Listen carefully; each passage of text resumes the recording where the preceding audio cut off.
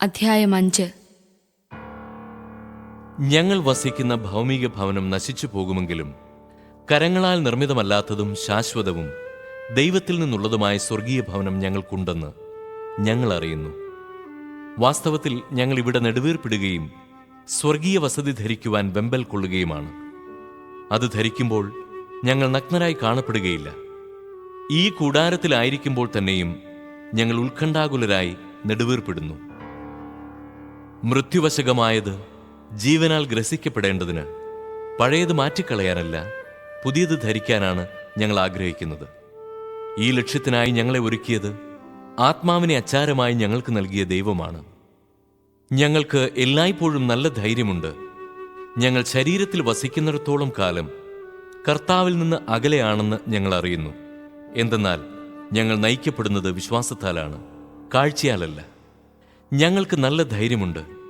ശരീരത്തിൽ നിന്ന് അകന്നിരിക്കാനും കർത്താവിനോട് അടുത്തിരിക്കാനും ഞങ്ങൾ ആഗ്രഹിക്കുന്നു.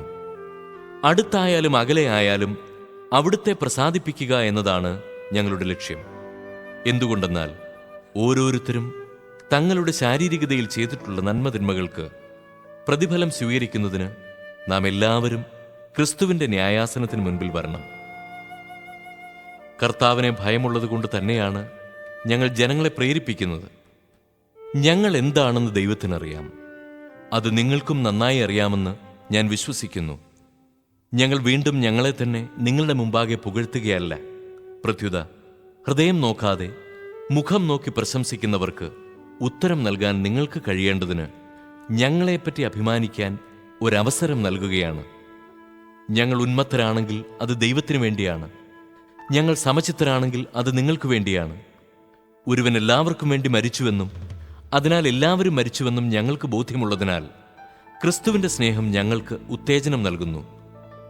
ജീവിക്കുന്നവർ ഇനിയും തങ്ങൾക്ക് വേണ്ടി ജീവിക്കാതെ തങ്ങളെ പ്രതി മരിക്കുകയും ഉയർക്കുകയും ചെയ്തവനു വേണ്ടി ജീവിക്കേണ്ടതിനാണ് അവിടുന്ന് എല്ലാവർക്കും വേണ്ടി മരിച്ചത്. അതിനാൽ ഇപ്പോൾ മുതൽ ഞങ്ങൾ ആരെയും മാനുഷികമായ കാഴ്ചപ്പാടിൽ വീക്ഷിക്കുന്നില്ല. ഒരിക്കൽ ഞങ്ങൾ മാനുഷികമായ കാഴ്ചപ്പാടിൽ ക്രിസ്തുവിനെ വീക്ഷിച്ചിരുന്നെങ്കിലും ഇനി ഒരിക്കലും അങ്ങനെ ചെയ്യുകയില്ല. ക്രിസ്തുവിലായിരിക്കുന്നവൻ പുതിയ സൃഷ്ടിയാണ്. പഴയത് കടന്നുപോയി, ഇതാ പുതിയത് വന്നു കഴിഞ്ഞു. ഞങ്ങളെ ക്രിസ്തു വഴി തന്നോട് രമ്യപ്പെടുത്തുകയും രമ്യതയുടെ ശുശ്രൂഷ ഞങ്ങൾക്ക് നൽകുകയും ചെയ്ത ദൈവത്തിൽ നിന്നാണ് ഇവയെല്ലാം. അതായത് ദൈവം മനുഷ്യരുടെ തെറ്റുകൾ അവർക്കെതിരായി പരിഗണിക്കാതെ രമ്യതയുടെ സന്ദേശം ഞങ്ങളെ ഭരമേൽപ്പിച്ചുകൊണ്ട് ക്രിസ്തു വഴി ലോകത്തെ തന്നോട് രമ്യതപ്പെടുത്തുകയായിരുന്നു. ഞങ്ങൾ ക്രിസ്തുവിന്റെ സ്ഥാനപതികളാണ്. ഞങ്ങൾ വഴി ദൈവം നിങ്ങളോട് അഭ്യർത്ഥിക്കുന്നു, നിങ്ങൾ ദൈവത്തോട് രമ്യതപ്പെടുവിൻ. ഇതാണ് ക്രിസ്തുവിന്റെ നാമത്തിൽ ഞങ്ങൾ നിങ്ങളോട് അപേക്ഷിക്കുന്നത്.